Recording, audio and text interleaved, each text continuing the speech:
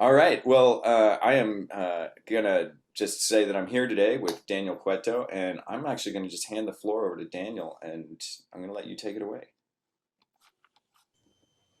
All right, Nathan, thanks. So again, it's a pleasure to be here. I hope you're all doing great, and it's just a pleasure to hang out today. And I'm just going to talk a little bit about the piece that I wrote in last year's Twisted Spruce, where I was a participant, and how that piece came about to be, how the process worked, and how I finally came to make a sort of a performance-ready edition, a professional edition, working together with Nathan and with Azahar Press to really make it look great and to have it distributed online.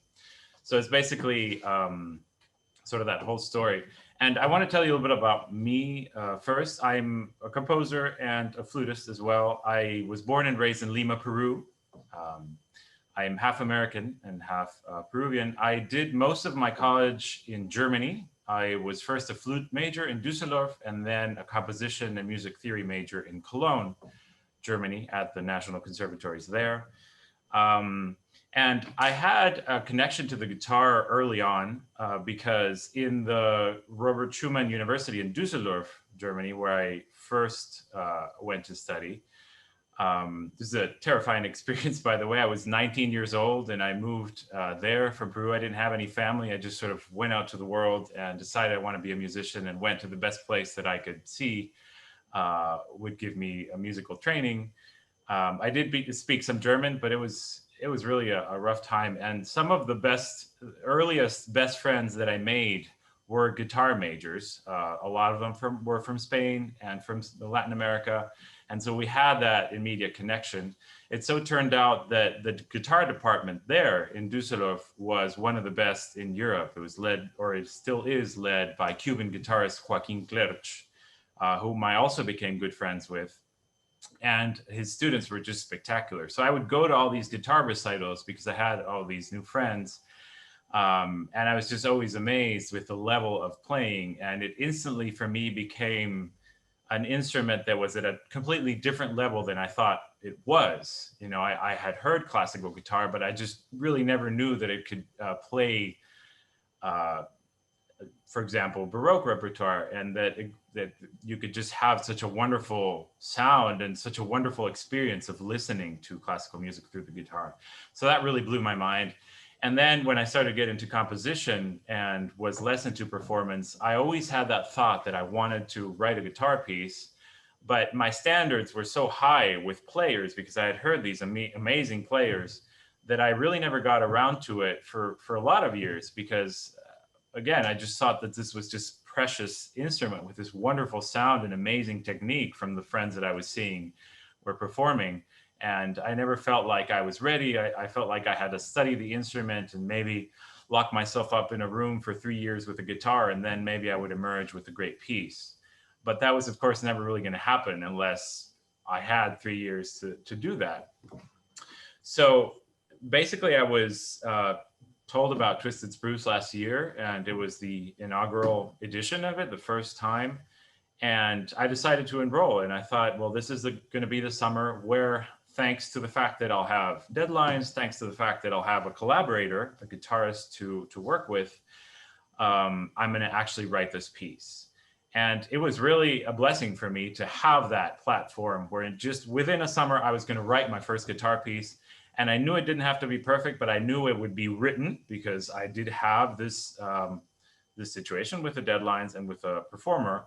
So it was really a great experience for me to be in that first Twisted Spruce edition. Anyway, I enrolled, and then again, I was terrified because I thought, okay, now I have just really about a month or a month and a half, I think it was, maybe 2 months. Can't remember the exact timeline, but I have just this amount of time to write a piece, and how is that ever going to work? So of course you have to come up with an idea for the piece, sort of a conceptual guideline that will help you, write a piece that is yours, that is something that you want to say. And that was sort of the first step. And I got paired up with a fantastic guitarist, Young Jae Lin, who had been a master's student here at IU, at Indiana University, where I'm currently a doctoral student. Um, and I worked with him, and he sent me some of his videos, and I was particularly impressed with how he performed Bach. He played a multi-movement Bach piece. I forget the Werke Verzeichnis number, and listening, especially to the fugue, the way he performed that fugue. I wish I could tell you exactly what piece it was, but it's not really something I have right here. That fugue really sort of blew my mind, and it took me back to those first years when I was a student in Düsseldorf at the National Conservatory, or at the Regional Conservatory there, hanging out with all these great guitarists. And one friend in particular that I had in those early Düsseldorf years was a particular student of Joaquin Clerch, and his name is Rafael Aguirre.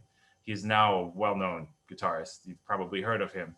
We were super good friends, and we lived in the same dorm, and we would hang out almost every night. I would go over to his place, and he would play for me, because that was really his way of communicating with the world, was just grabbing the guitar and playing for you. And that was the way that he showed you that he was your friend, or that he was trying to tell you something. That was just his vehicle, and it still is.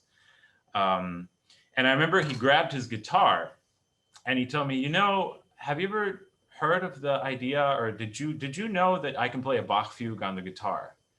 I've arranged this Bach fugue from the Well-Tempered Clavier, and it's possible. And he played it for me, and he was sort of narrating what was going on. Hey, here's the alto, it's coming in. Here's the bass. Now we're going to F sharp minor. And yeah, the tenor now has the stretto with the soprano. So he was playing it in this tiny dorm room that he had where I was hanging out with him, and he was narrating what was going on. And I found that experience so fascinating.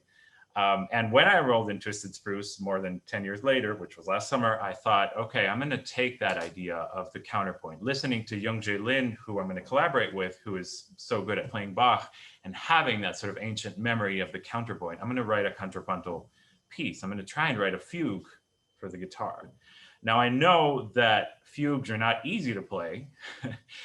I know they're possible to play, and I've seen Young-Jae Lin and Rafael Aguirre play them, but I knew that it wasn't going to be an easy thing. So I basically started out, and I can share my screen because I can sort of show you what the process was last summer. Can you all, wait, actually, let's stop the share because we're going to reshare with audio for later. So you can probably all see this PowerPoint presentation. If you can't, just let me know. So I basically came up with a theme that I decided would be the fugue theme. Inspired, of course, in Baroque music and the music of Bach, but with a certain touch of Andean music, with a certain touch of music from my home country, from Peru, which is always an important element in my music. So the fugue theme goes something like this.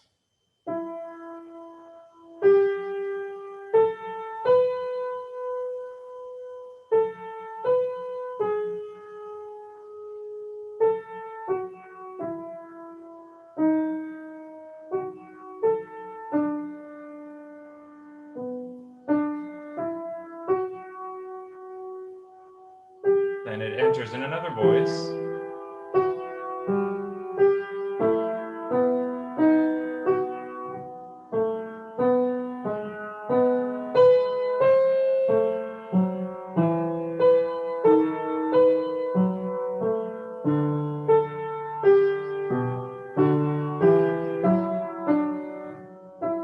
And so forth. So that was sort of my initial idea. And of course, then it was sort of the question, how do I actually build this fugue? How do I make it playable for the guitar? What keys can I use? What keys can I not use? How many voices can I have at a time? And if you're like me, if the composer is listening, if you're like me, these are questions that can be quite paralyzing in composition, right? You just don't know how to go forward because you don't know the instrument quite well enough to know what it can or cannot do. And that's actually what had been preventing me from writing a guitar piece for 10 years. It's like, I don't know the instrument well enough, but hey, now I'm in this Twisted Spruce thing. I have a fabulous guitarist and I have a deadline. So I better learn quickly how this is going to go. And the way that I learned is that I just started writing music and bouncing it off of Young-Jae, sending him draft after draft. hoping that he would be able to tell me what is playable and what isn't.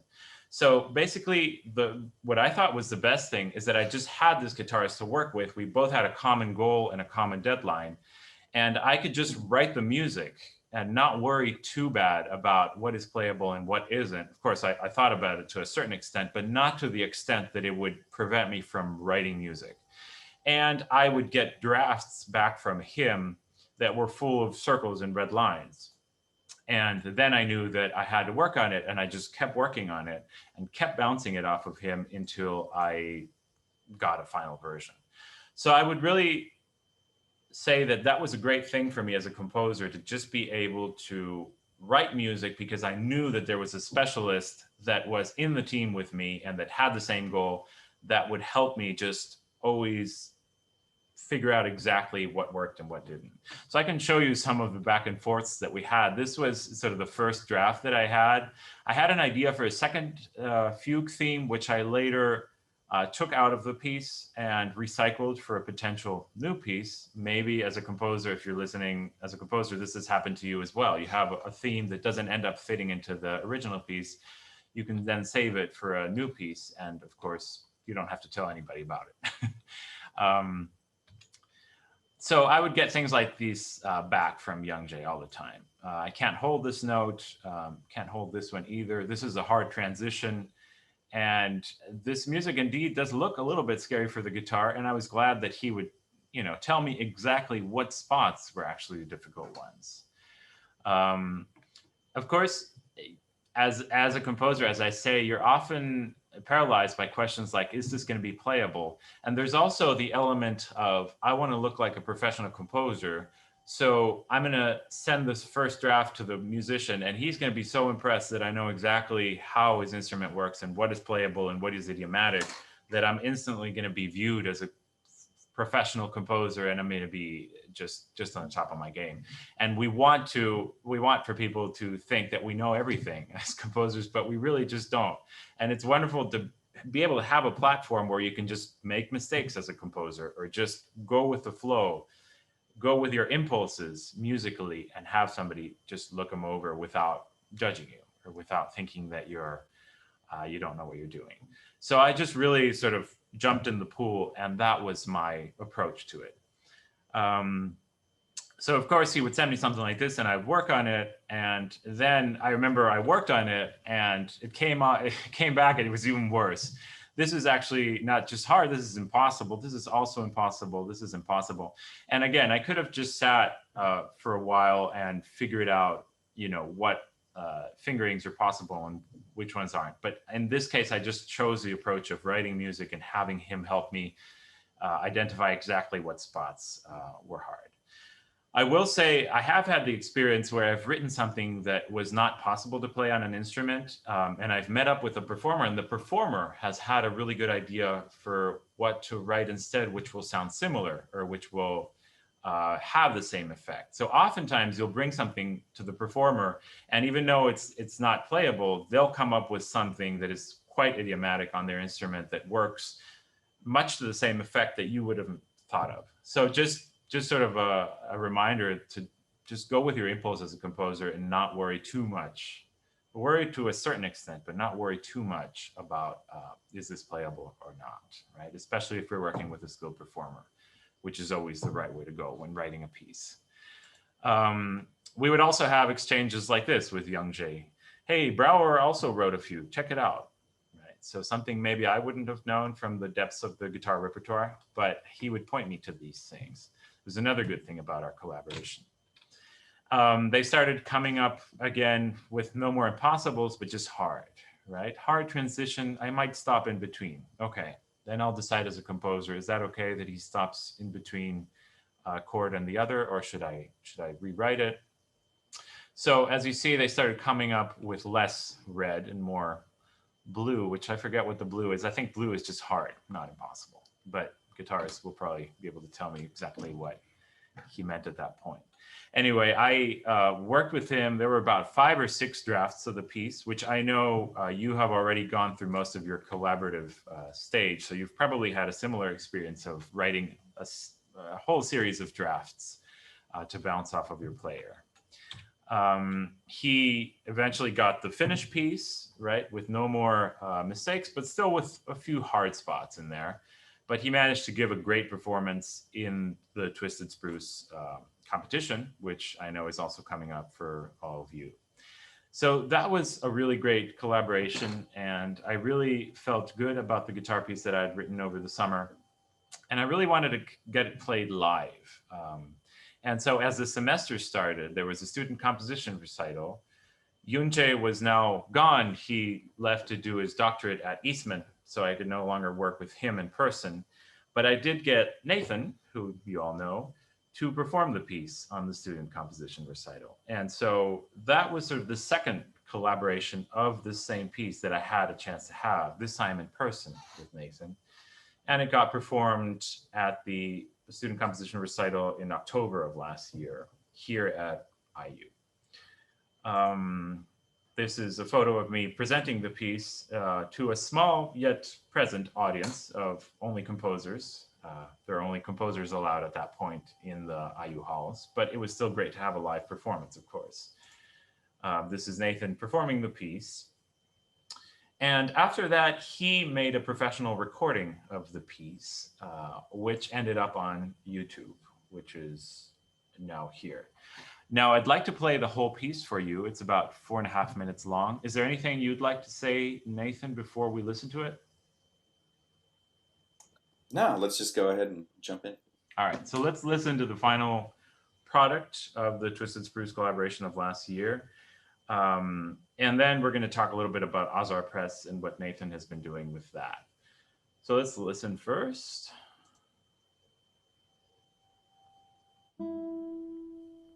Coming through?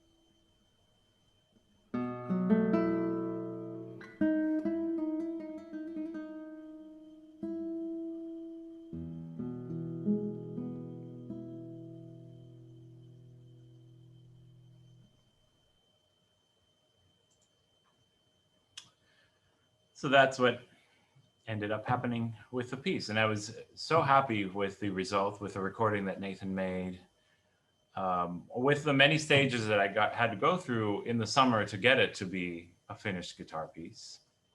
And I hope I've given you a feel sort of for the process that it was, for my inspirations, and hopefully you've enjoyed listening to the piece now.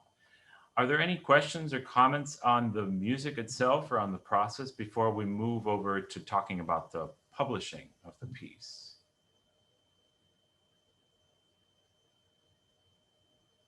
Okay, if any questions come up, you just... Ronnie seems to have a question.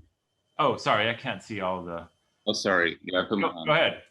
Yeah, I was just very interested in how you went about writing the fugue, because you mentioned some of the things that gave you paralysis. You were all the different textures and voices. I'm glad to see the 3 voices. That was great. But how did you plan out the subject in any way, or did you encounter subject or tonalities? And can you tell us how you did that? So I basically planned out the form fairly traditionally, starting just with the tonic and dominant versions of the fugue to sort of start out the piece. And then I was sort of trying out different keys, and that's where the collaboration with Youngjae came in handy. I noticed that some keys, for example, when I brought the theme and the bass, it turned out the G minor happened to be an easier key for the fugue that I was writing, and considering the theme that I had. I originally had one of the bass entrances in F sharp minor, but I moved it over to G minor. And the details of that were things that I was working out with Youngjae. So to an extent, it had a lot to do with the technical possibilities of the guitar. But I definitely wanted to have an entrance in B flat minor, which is sort of the furthest that you can get away from E minor, right? Which is the first key of the piece. So sort of going all the way to the other side of the circle of fifths was important to me. And I knew I wanted to get there. The tonalities by which I got there, I worked through with Youngjae, but that B flat minor was definitely my goal towards the middle of the piece. And that's that very high, very soft part of the fugue that you heard, right? Sort of the most estranged, the most tonally distant from the beginning. And then getting back home with sort of the other part of that, which again, I worked with Youngjae to figure out how to do technically. Yeah, that was my initial thought. You sometimes shift something by a semitone in tonality then. I mean, like to completely different material, and that would just suit it better then. Because I mean, I've tried writing fugues and it hurts after a while. Yeah. I mean, on the guitar at least. Yeah. So. Yeah, right. It's tricky, and it is definitely a genre where you want to have a guitarist there, because it is so tricky to be able to have it so that it's playable. And that was thanks to Youngjae and to Nathan also, who I worked with after Youngjae. So that was great. Thank you very much. Yeah. Can I make a small comment? Yeah. Yeah, I apologize. My room is a mess. I'm moving, so I'm not turning on my camera. That's but right. Mostly for composers, what I have noticed is that the rhythmic displacement sometimes makes the music so much more idiomatic. Like the guitar is an instrument that sounds very plucky, very vertical at times. So what I noticed was that in the first draft, you had everything in quarter notes. And then in this final draft, you added an eighth note, which later on, when you add on the voices, it makes it easier for the guitar, because then it becomes a little bit more horizontal instead of so much verticality. Yeah. And I've analyzed a lot of Sergio Assad's music in a compositional terms, and he's my favorite composer. And I noticed that this is one of the techniques that he uses to make the music more idiomatic. So I think that would be a good thing for composers to think about, that not everything has to be so vertical. And when it's like displays like that, like sometimes Sergio Assad will put the bass instead of the downbeat, he puts it on the end of the fourth beat. And then it works perfectly, because then you don't have to pluck so many notes with the right hand, and you still get the bass. So that was a really good, I noticed that was a really good solution for that. Yeah, that's absolutely right, Carlos. And I worked with Youngjae, and that was one of the best things. If you just don't have it all in quarter notes, but you have an eighth note here or there, it becomes easier to play. And it also works to give the fugue more of a sense of moving forward, right? If you have some more figuration in there. So it both serves the technical need of the guitarist that he can actually jump, he or she can actually jump in that space of an eighth note to the other part or the chord that you wanted. But it also helps the music just keep driving forward and moving along. So that was, yeah, that served our purposes, both as guitarist and as composer. It made the piece better, definitely, those eighth notes here and there. Yeah. So, yeah, go ahead. Daniel, I just wanted to make a very, whoops. Oh, thank you, yes. Yeah, clapping and then lowering my hand, but then clapping. Okay, so anyway. No, I just wanted to make a couple of quick comments. One of them kind of going off of what Carlos said about the use of the dotted quarter, is that those kinds of things also help to differentiate the voices from each other. And so you can hear the counterpoint rather than just almost like a chorale. So that's part of what makes it very successful. The other thing is, I just wanted to say, you know, kudos to you for being so brave to write a fugue for your first guitar piece. You know, some might consider that foolhardy, but but you know, it's a testament to the success of the collaboration that it turned out so well. Yeah. And in spite of a few difficulties in it, it's still very idiomatic. Right. And I know that it's not the most idiomatic genre per se for the guitar, but it is something that works well. And I just found in surveying guitar literature that counterpoint is something that a lot of composers don't trust can be done on the guitar, and yet it can.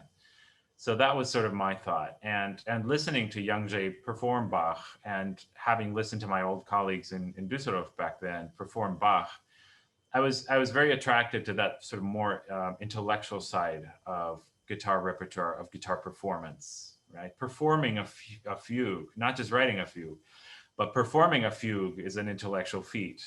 You have to know what's going on. You have to know what to bring out. You have to know how the music is built in a much more clear way than you would have to know if it's a different kind of piece.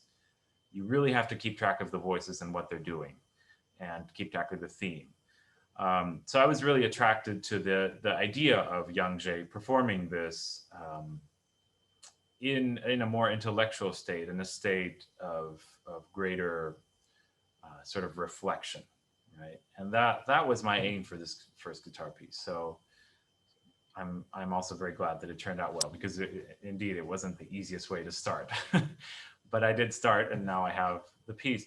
And I'd like to talk also about how we came to edit it and to produce that first edition with Nathan and Azahar Press. So just before I hand it over to Nathan, because I think he wants to talk a little bit about Azahar Press and how we've started up with that, I wanted to show you, I've been self-publishing my music mostly for a while. I have a traditional publisher, and I also self-publish, so I do both. And I'm happy to discuss, you know, what have been the pros and the cons of both traditional publishing and self-publishing. There have been pros and cons to both of those options, which I've been doing both of those for years. But definitely it felt like this piece would be good to have self-published, just because of the idea that if it's a PDF, it can be downloaded anywhere in the world, right? It can be purchased and downloaded from anywhere. And especially it being a piece for a solo performer, you don't really need to worry about parts being printed or things looking professional for an orchestra to play right away in terms of printing them out on paper. So any guitarist can just purchase it, download it from any corner in the world, and practically perform it from their screen, and they can you know, print it if they want. So it seemed like a good piece to self-publish and to put next to my other self-published pieces. Now I will say I've never been so much into graphic design, so I've always had trouble to have my pieces, especially my self-published pieces, right? The other ones, the publisher just takes care of the layout. But I've had trouble finding the patience to make them look professional, right? To have a professional cover. So just to show you, this is what I would do in my early days. I would just write out the title and then the program notes and whatever configuration seemed halfway decent. But of course, this isn't a professional cover. If you buy this, even as a PDF, you're gonna very clearly notice that somebody just did it on their computer and posted it for download, right? It's not a professional edition. With the years, I got a little bit better at it, and I started producing things that looked like this. So now I had a little image, right? The program notes look a little more organized visually, although not great. There's only so much you can do on Sibelius, right? And I was just doing all of this on Sibelius. I just add title pages and then, sort of do the layout as I can. But there's a limit to what you can do visually with the title pages on Sibelius. Anyway, it looked a little better, but you can still notice this does not look like a professional edition. And in these days of self-publishing, even if you're selling something as a PDF that's self-published, you want to make it look professional. You want to give musicians the feeling, if they're paying to get your music, even if it's a PDF, that it is a professional edition, even if it's digital, right?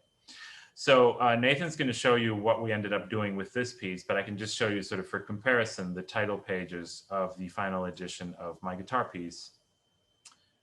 They do look more like a professional edition. I would say they look quite professional, at least if you compare them to what I was doing before in my homebrew edition publishing company there. So that's just sort of to show that this is a really important part of self-publishing, even if you're just doing digital editions. And that's where my collaboration with Azahar Press and with Nathan really was the final link in the chain to make this piece available and to make it fully professional visually and in every way. Right? So I don't know, Nathan, if you want to tell people a little bit about Azahar Press and what you've been working on and what sort of the aims are of this new company. Yeah, no, it's like, well, it's going to be it is part of the Twisted Spruce, and and there's a lot. Wow, let me just take a breath here.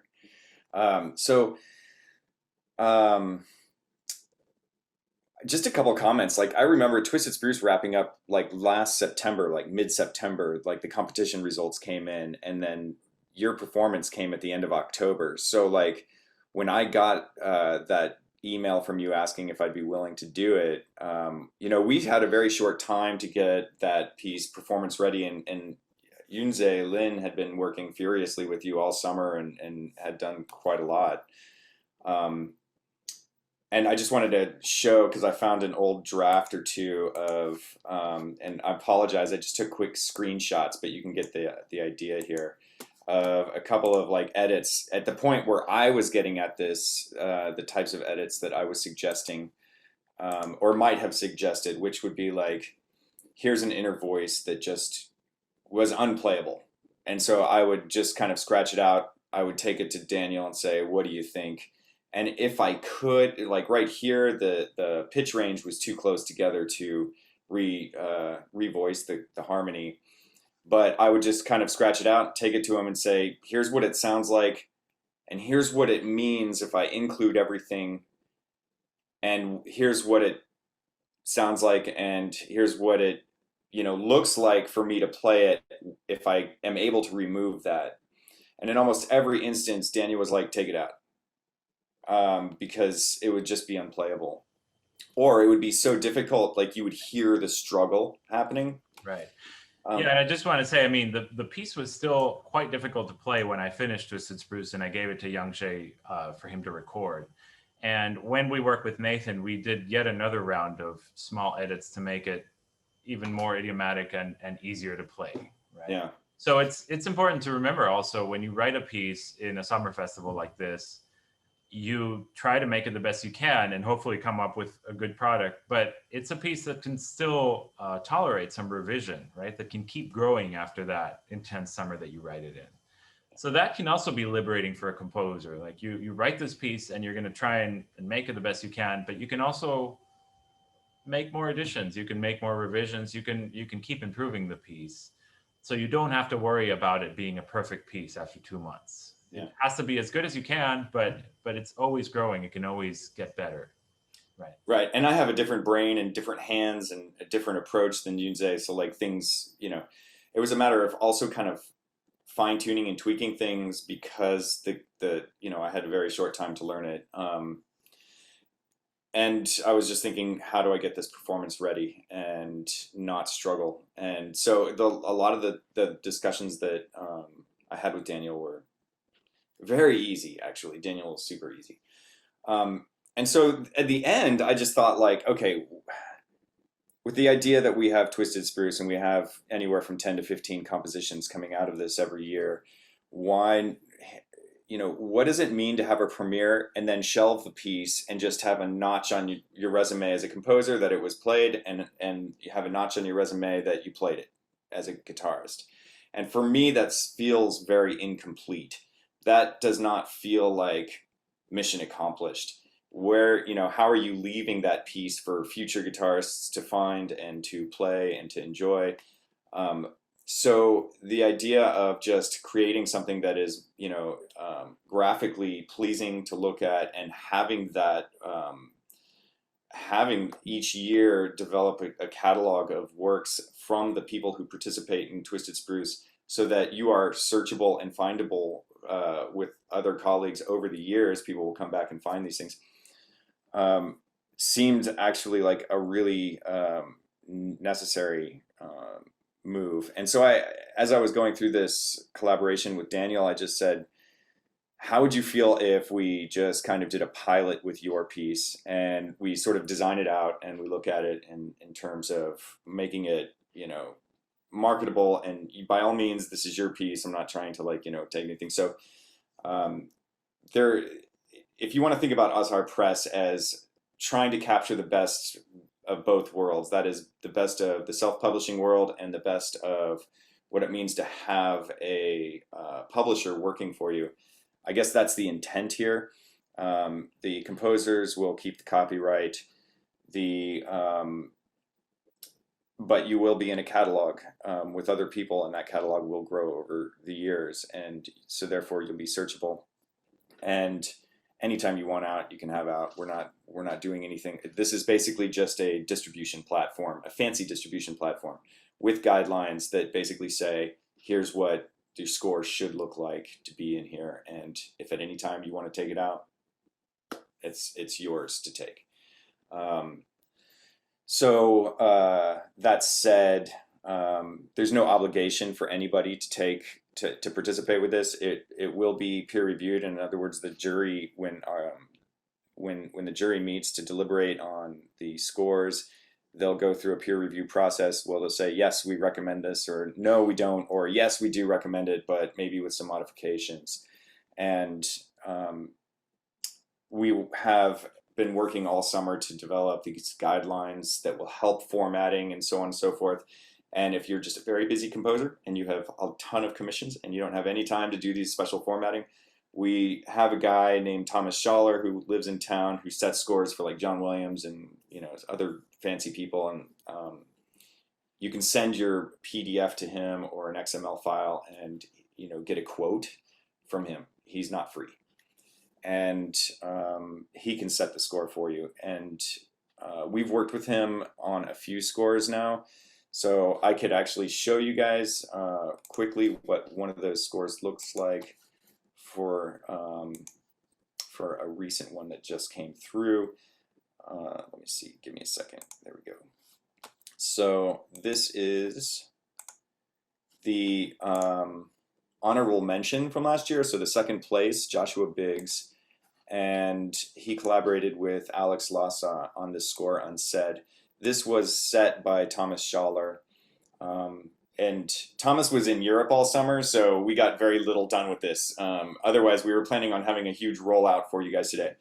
But he basically took an XML and renotated it according to the PDF, but making sure that everything was aligned, nothing's touching or all that good stuff. So this is kind of the layout and format that we're going for here. This score will be one of the first that goes up. So anyways, it's exciting. We're going to start with 3 or 4 scores, and then everybody's who's participated in this year's, and then retroactively we're trying to get people from last year up on the site also. So how is it going to work out? There is going to be basically a 50-50 split between Azahar and the composer. If the composer wants to include the guitarist as the editor, then that's going to be a 25-25 split. We actually recommend that composers do include their guitarists because the more people you have pushing your score, the better. But that's entirely up to the composer. This is web distribution only. So all of the color, the fonts, everything, the ISBN are going to be for PDF printing. I'm sorry, PDF download and digital distribution, not print. So if you go to print it, it will print, but it probably won't look super fantastic. And we're basically going to set the prices for everybody like $9.95 or something like that. I forget what we did for solo piece, and then duos will be different, and so on and so forth. And the only condition is that we ask that people, if you're going to use this, if you decide to go, park your score here, park your score here. We ask that you don't put it in 100 different places, and this will only work for everybody if that's the case. And if you don't want to do that, that's fine. You don't have to put your score here. It's very simple. So anyways, that's the business talk. That's how all of this came about, and it is something that we're all pretty excited about. And I do think that it's going to add quite a component to the whole Twisted Spruce, not just the competition, but where this thing goes, because it's not, again, it's just not a one-off thing. It's not a one-time performance and then it evaporates. It's something that can, these could be turned into, who knows, standard repertoire for certain techniques, or, teaching pieces down the road for different studios. So, and they'll be available for people. And that's that. Now, if you're a composer or a guitarist and you're applying for a job or you're applying for an opportunity and you need a portfolio document, obviously we have no problem with you using this score in a PDF format for that kind of thing at all, if that makes sense. That was a long breath. It is 12:51, and I'm just going to turn it over. I have no doubt that there's got to be a question or two, and even if you don't have that question on your mind right now, you can always email myself or just email the Twisted Spruce email, and we'll direct your question to the best person to answer that. So anyways, anybody have any questions, complaints? I have a question. How are we handling copyright? Are composers retaining full copyright? Composers can retain full copyright. Good, that's easy. So it's the best of all worlds. We're a nonprofit, right? We don't need to cheat people out of this. But that's part of the reason why we ask that if people do decide that they want to, use this as a distribution platform, and you do like how we're presenting your scores to the world, that you use only this one, and that you encourage people to buy from it and not just hand your scores out for free and that sort of thing. So that we all can sort of make out. We will register ISBNs. That's not cheap. And so we will, take pride in putting these things out there and making sure they're in library databases and that sort of thing. Okay. And Ronnie has a question. Yeah, you mentioned guidelines. I mean, like I guess you have some style guide for your scores. Yeah. Just wondering, because we're basically making scores, so rather than having to re-edit it again, is what sort of guidelines are these? Just basically fonts for the text, or Totally. is sizes for the is there anything we can just do a little bit now to save us lots of time later? Absolutely. And I have been working on that furiously with Izzy and Luke and Marissa, and everybody's been just kind of going through these this summer. I need to fine tune them and tweak them, and I have to get them approved from like Aaron and Colin, and then we'll get them out to you. Absolutely. I don't think that any of it is terribly tricky stuff. The downloading, using the right font, yeah, that kind of thing. Otherwise, I think that if you're just going along with, we also don't want to get in the way of your stylistic procedures. So if you do things intentionally that are slightly different from best practices or conventions of notation for a reason, we're not going to get in the way of that. And generally, the software of Sibelius and Finale, if you're using those guys, they will absolutely just format expression marks and dynamics in the right place.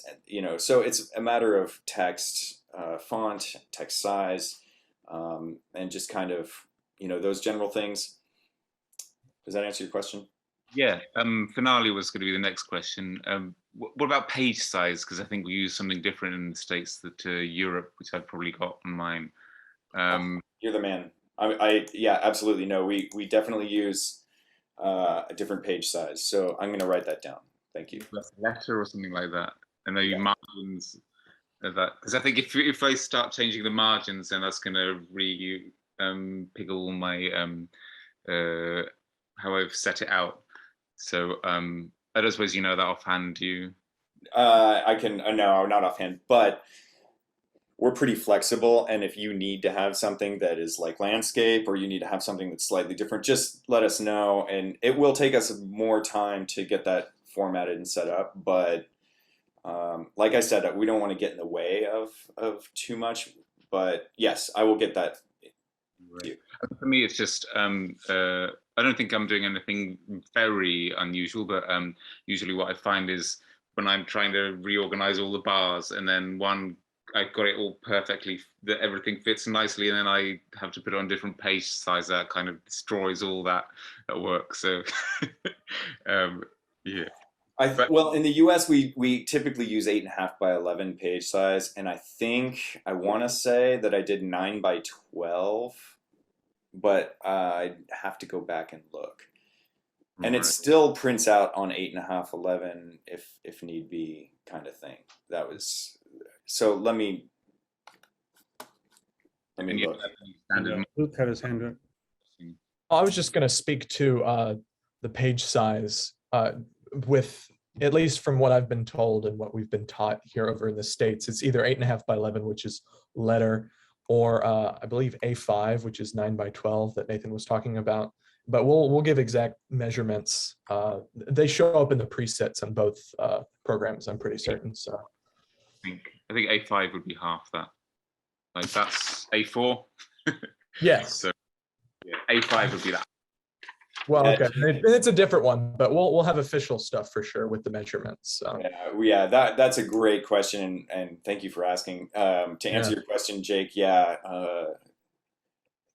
is the only way in which the United States is actually conservative compared to the rest of the world. Our paper is just tiny, right? We don't use the A4 unless you're using legal documents. So I don't know how to. I don't have an A4 sitting around, so. But yeah, we use small paper. It's crazy. I mean, I have opinions on the matter, but I'll save it for the committee meeting after you give us your draft. We should absolutely. I mean, get your final input on that, right? And whatever scores are done now are done. I don't think we're going to go back and change the paper size. And we did do tests in the 9 by 12 printout on the 8.5 by 11, but they're easier to see on the screen. But yeah, whatever. Actually, Aaron, you're kind of the boss in this regard. So whatever you say, I'm happy to. What are your thoughts? Do you want to share them with everybody right now? Yeah. My general thought is 8.5 by 11 is probably too small. Okay. Because that means that the staff size would have to be, in order to get enough music on the page, the staff size would have to be a lot smaller, and it's just hard to read, especially if the music is a bit further away from the guitarist. It's not fair. So a larger size is better. So 9 by 12 is fine. A standard part size in the States is 10 by 13. Okay. So that's another option, but I wouldn't go less than 9 by 12. Okay. Just to make sure that the staff size is large enough to be seen. That's also the size of a tablet. If you're selling PDFs, then that would make sense to to do a. I think 12 is sort of the biggest one that I find, or the smallest one that I find comfortable to read on as well. The 9x12. Yeah, I've got a 12-inch thing. Oh, I don't know actually. Well, yeah, I've got a 12-inch tablet, and that's fantastic. Smaller than that, I find difficult. Okay. And I've got all my PDFs on there, and I love it. Excellent. Well, we're definitely not. I mean, we've definitely not been doing it 8.5 by 11. I can say that for sure. I just don't remember offhand what we had initially set them to. But that is a fantastic question. Thank you for asking. We'll get that in there. Fantastic. Anybody else? Crickets? Oh my gosh, it's over with. Well, thank you guys. Thank everybody for coming in today. And Marissa and Luke are going to have a happy hour right now with just to have an open discussion about life, love, and the pursuit of excellent compositions. And yeah, so stick around, and if you have any questions, just email them out. All right. Thank you very much, Nathan. Thank you guys. Daniel. Happy to be here. Thanks, gents. Yeah. See you soon. Bye. Bye, guys. Take care, all.